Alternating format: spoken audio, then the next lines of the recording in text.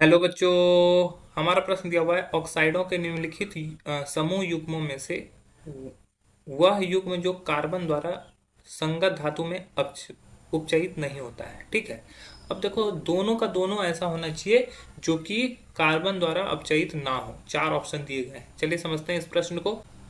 अगर इस प्रश्न की मुख्य अवधारणा की बात की जाए, ठीक है, तो हमें समझना होगा कार्बन किसको अपचयित कर सकता है। कार्बन के द्वारा अपचयन, तो कार्बन के द्वारा वैसे अयस्क का अपचयन किया जाएगा कि बहुत ज्यादा क्रियाशील ना हो, जो कम क्रियाशील धातु हो।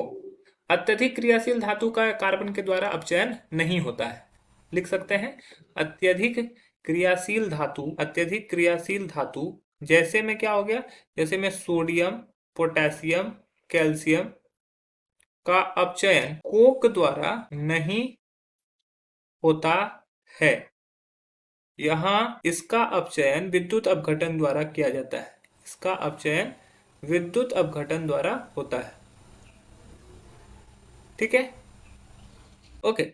ये हमारा मैंने लिख दिया। अब यहाँ पर है कॉपर। कॉपर आसानी से अपचयित हो जाता है। Cu2O, इसको C से रिएक्ट करवाओ, ये 2Cu प्लस CO में कन्वर्ट हो जाएगा। ठीक है। लेकिन वही पोटेशियम को अगर करवाएंगे तो पोटेशियम कोक से अपचयित नहीं हो पाएगा, क्योंकि कोक जो है ऑक्सीजन, ये ज्यादा रिएक्टिव होता है, तो ये ऑक्सीजन से बॉन्ड नहीं तोड़ पाएगा। ठीक है, तो ये कोक द्वारा अपचयित नहीं होगा। जब तो यहाँ पर कॉपर हो रहा है, ये नहीं होता है, तो ये गलत हो जाएगा।